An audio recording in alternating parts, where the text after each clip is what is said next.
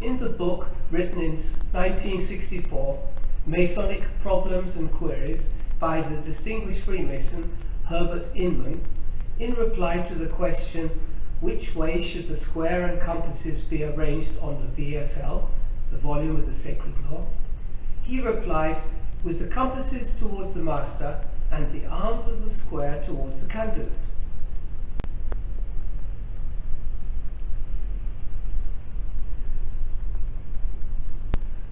Why would an experienced past master write such a thing? It is quite possible that in another constitution that this way to place the square and compasses is standard, but from my experience of lodges in 4 different constitutions, namely England, Scotland, Massachusetts and Japan, the open side of the compasses faces the candidate and the open square faces the master, like this.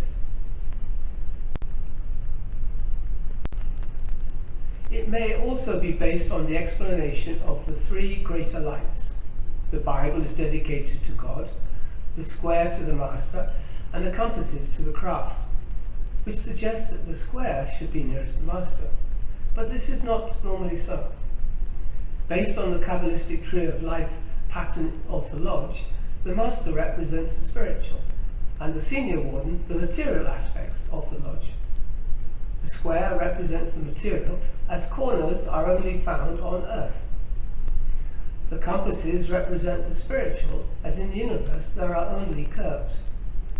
So the open compasses and the angle of the square face the senior warden and the candidate, because based on the tree of life, the senior warden is on the material plane. Conversely, the open square and the angle of the compasses face the worship master, as he represents the spiritual plane. In William Blake's famous painting of God, called The Ancient of Days, God is holding a pair of compasses, representing the event given in the book of Proverbs, when he set a compass upon the face of the earth. A similar image can be seen of God measuring earth with compasses in God, the Architect of the Universe, in the Bible Moralisée from the 13th century. We can understand the way the square and compasses are placed as representing the candidate moving from a state of material in the 1st degree, yet in darkness, to a spiritual state in the 3rd degree, enlightened, with the 2nd degree being partially enlightened, having received light in masonry by points or partially. This simple explanation is reflected in the philosophy of the Russian-American sociologist Pitirim Sorokin, who died in 1968.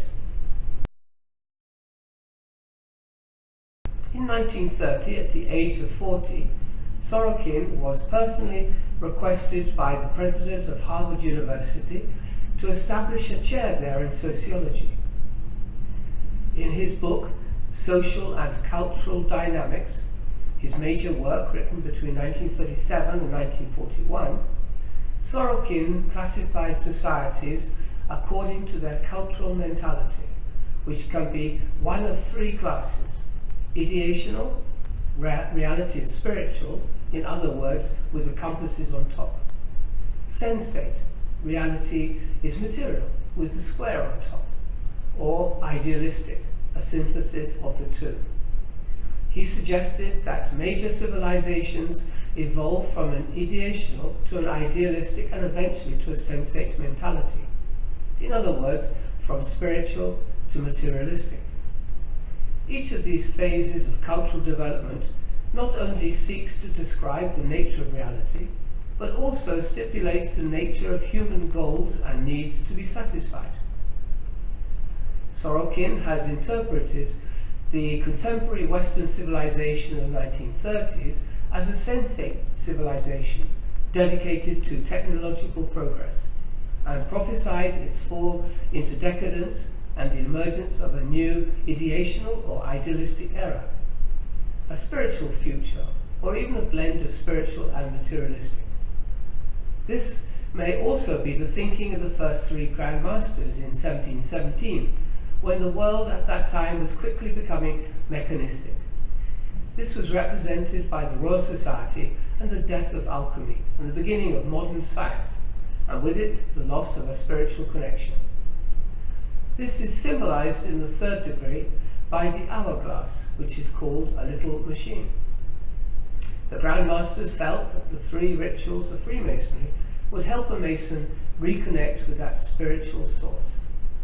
There is also another interesting correlation with the square and compasses, but that is a video in itself for another time. Thank you.